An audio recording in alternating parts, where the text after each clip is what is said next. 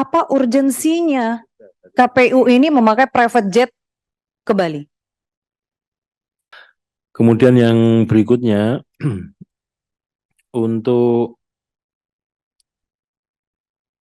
soal penggunaan pesawat pribadi, pesawat charteran untuk yang kita charter itu tujuan utamanya adalah untuk memastikan konsolidasi logistik dalam kepemiluan ini bisa dicapai dengan baik. Jadi tujuannya memang itu, karena memang logistik ini kan masif dan waktu untuk pengadaan maupun distribusinya, sebagaimana kita ketahui juga dalam jangka waktu yang pendek, sehingga kita ingin memastikan bahwa semuanya itu dapat terdistribusi dengan baik sampai ke tujuan, yaitu di TPS H-1 di masing-masing TPS. Kemudian soal pengadaan logistik, baik itu proses pengadaan, produksi, dan distribusi, nanti untuk secara detail kami mohon waktu untuk memberikan keterangan atau jawaban secara tertulis, karena perlu konsolidasi dokumen dulu untuk menyampaikan ini. Saya kira demikian, pimpinan. Terima kasih. Dan barusan juga dijawab masalah private jet. Ini saya juga dapat infonya bukan hanya ke Bali saja. Bukan hanya satu tempat. Apa urgensinya memakai private jet untuk memonitor logistik dan ke Bali? Bali ini bukan tempat yang untuk pesawat komersil sulit didapat. Bukan. Pak Menteri aja baru berangkat pesawat jam 16, 18, udah jam 6 sore. Apa urgensinya KPU ini memakai private jet ke Bali? Kegiatannya, kalau saya nggak salah nih, kalau salah tolong dikoreksi. Monitor gudang dan sortir lipat surat suara. Yang kedua, kegiatan pinjam pakai gedung di Kabupaten Badung. Apa urgensinya? Pemilu juga belum besok paginya. Ini masih tanggal 11 Januari. Berangkatnya 10 Januari. Masih sebulan lagi pemilu. Mau ngirim logistik ke Bali, pakai darat juga masih keburu. Pakai private jet, mau berapa banyak logistik terbawa? Ini saya minta dijawab nih pimpinan. Karena nggak masuk akal. Kalau hanya ngecek logistik, kalau taruhlah logistik dibawa pakai private jet untuk pedalaman. Pedalaman mana yang ada di Bali? Semua bisa pakai darat. Gak ada yang harus pakai private jet.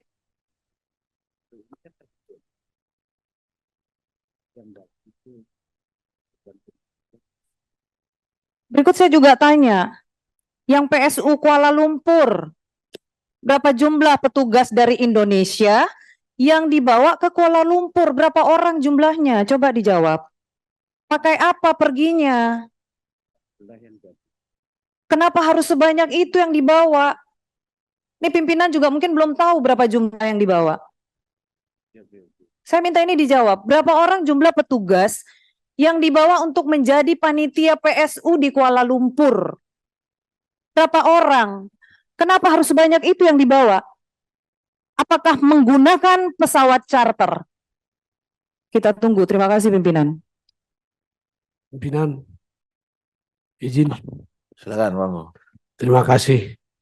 Ini sepertinya sudah jam 9 malam dan kelihatannya KPU juga belum tentu siap ini menjawab nih. Barangkali saya usul bagaimana kalau kita ambil keputusan aja, kita lanjut lengan panja kemudian. Jadi kita bentuk aja panja dan kita akan bedah lagi lebih dalam lagi nantinya. Barangkali begitu usul. Terima kasih. Tapi Ya. saya tambahkan sedikit pimpinan. Ini Indonesia sudah melihat dan mendengar.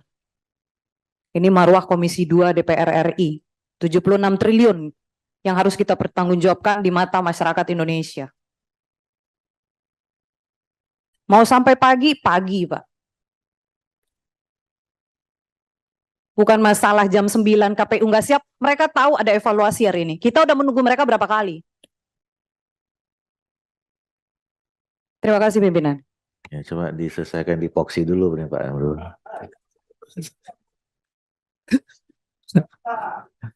Baik, ya begini.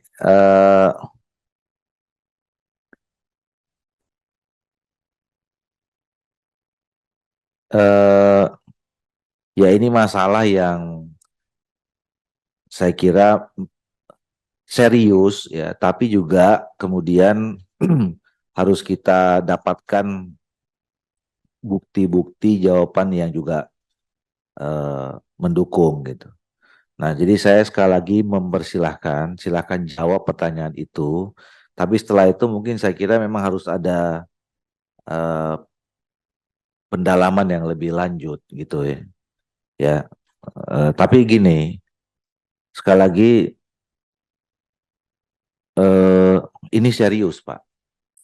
Ya, apa yang disampaikan ini semua ini serius dan memang harus kita tuntaskan supaya juga jangan jadi berita yang ya kalau benar ya harus ada kebenarannya gitu.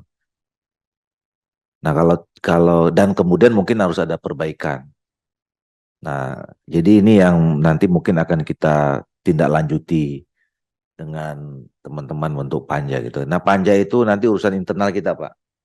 Ya, nanti mungkin sekali lagi kita akan rapat internal, kita akan lakukan itu. Silakan sekali lagi saya kasih kesempatan yang terakhir mungkin.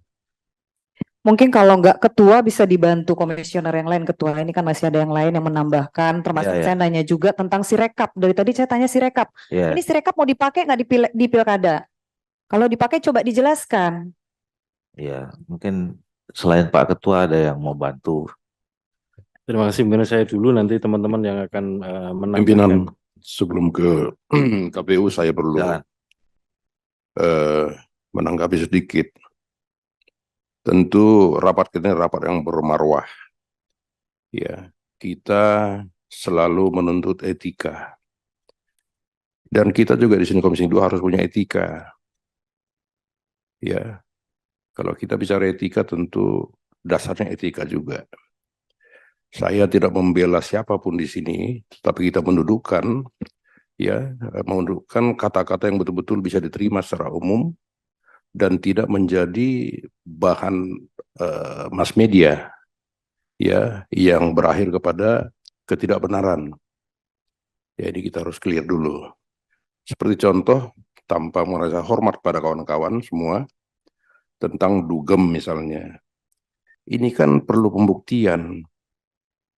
Ya, perlu pembuktian, terus tentang asusila. Ya, saya di awal itu sangat tidak mau menuntut kepada pihak-pihak yang dimintai untuk menjawab tentang asusila, karena ini kan sudah disidangkan di DKPP. Saya di MKD, Pak. Saya dari periode pertama sampai sekarang di MKD saya. Ya, kalau asusila itu tentu tertutup, tidak bisa dibuka, kan begitu. Ya, jadi tolong juga kita mempunyai etika untuk menuntut jawaban secara beretika juga, supaya jangan menjadi fitnah. Yang ketiga tentang private jet. Ya, tentu ini bisa dijawab oleh KPU. Ya, dijawab tentu dengan dasar yang betul-betul memang ada anggarannya. Ya, mungkin dari logistik. Ya, dan ada tujuannya. Ya, kenapa sampai 3, 4, 10 seperti tadi sampaikan 13? Tentu ada alasannya. Nah, maksud saya supaya sidang ini juga bermarwah, rapat ini bermarwah dan tidak menjadi bahan bully di luar. Ya. Karena di media sudah masuk saya baca ini di kumparan mengenai private jet segala macam itu, dugem private jet. Ini kan bisa merugikan kita semua. Nah, oleh karena itu ya saran saya, kalau hal-hal yang betul-betul sangat privat pribadi, ya sudah tertutup saja. Atau tertulis. Atau rapat ini tertutup. Saudara Hasim. Jadi menurut saya hal-hal yang tidak perlu dibuka, jangan dibuka di sini, Pak. Bapak juga punya hak untuk tidak menjawab. Itu Pak, karena saya khawatir ketika saya keluar ruangan ini akan tanya orang itu Pak. Terus saya jawab apa? Ya, doorstop, saya kejebak di jawaban, itu dipelintir lagi Pak. Nah, tolong kita sama-sama memahami lah situasi ini. Kalau sifatnya pribadi, ya pribadi saja. Ya, dibuka secara tertutup. Ya, kalau masalah private jet, silakan dijawab. Kan tidak mungkin juga KPU ya dalam kerja-kerja itu harus pakai private jet. Dan tidak ngutang pula. Anggarannya ada.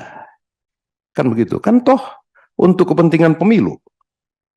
Kira-kira begitu. Jadi tidak usah KPU khawatir tentang private jet. Tentu ada alasannya Pak. Ada anggarannya dan tidak dari donatur.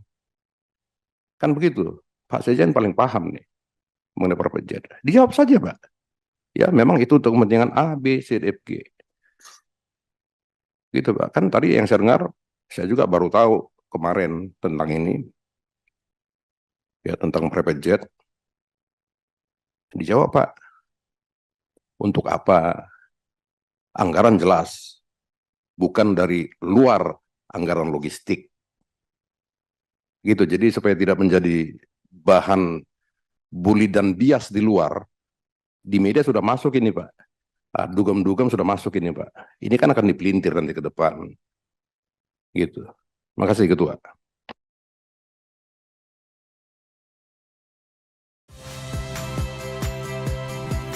Saya Yasir Neneama. Saksikan program-program Kompas TV melalui siaran digital, pay TV, dan media streaming lainnya.